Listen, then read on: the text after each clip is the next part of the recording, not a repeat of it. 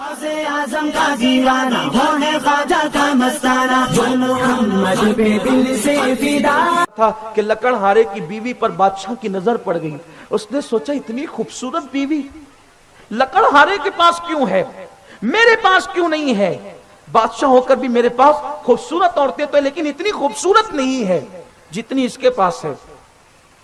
وہ ظالم لوٹا اور لوٹ کر کے اس کے محل میں جو سب سے بوڑھی کنیز تھی, اس کنیز کو اس نے کہا کہ کسی طرح لکڑہارے میں اور اس کی بیوی میں جدائی پیدا کر دو,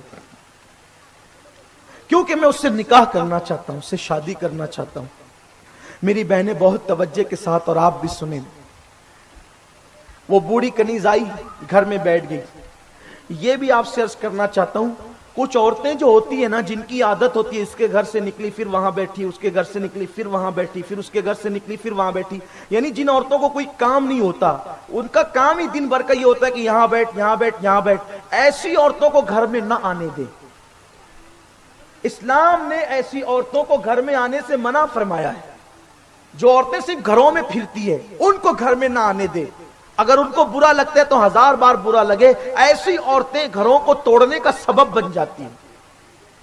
اس لیے کہ جس نے بات ہی کرنا ہے, صرف بات کرنا ہے, تو وہ فتنے ہی کی بات کرے گا, اور جس کو کوئی کام نہیں ہوتا ہے وہی فتنہ کھڑا کرتا ہے.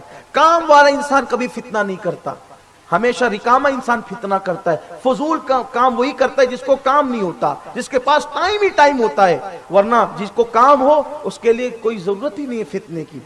تو ایسی عورتیں بہت فتنہ پیدا کرتی ہے, بہووں میں, بہنوں میں, بھائیوں میں. ایسے لوگوں کو گھر نہ آنے دیا جائے, اور یوں بھی بے ضرورت کسی کو اپنے گھر میں نہ آنے دیا جائے. عورتوں کے لیے حکم یہ ہے, اگر کوئی عورت آتی ضرورت کے مطابق آئے, بیٹھ کر کے چلی جائے. بے ضرورت آنے لگے تو اس سے ادب کے ساتھ معذرت کر لیں, آپ نہ آیا کریں, ہمارے گھر میں اس کی اجازت نہیں ہے. یہ اخلاق کے خلاف نہیں ہے, یہ کردار کے خلاف نہیں ہے.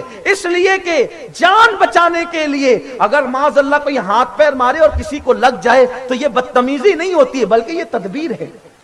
اس لیے ایسی عورتیں بستیوں میں بہت ہوتی ہے جو ادھر بیٹھی ادھر بیٹھی ادھر بیٹھی فتنہ پیدا کرتی ہے. اور میں تو یہاں تک جانتا ہوں کہ ہمارے شہر کے اندر جو لوگ معاذ اللہ زنا کے دلال ہیں, انہوں نے ایسی عورتوں کو نوکری پہ رکھا ہے کہ جاؤ اور لڑکیوں کو ورگلا کر کے معاذ اللہ ان کو غلط کاموں کے لیے تیار کرو.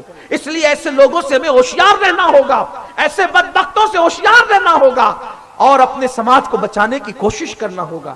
زنا کے اڈوں کو بہت آباد کیا جا رہا ہے, زنا کو رواج دیا جا رہا ہے. بستیوں کے اندر استغفر اللہ الیاذ باللہ, گھروں کے اندر زنا کے اڈے بنے ہیں. کل تک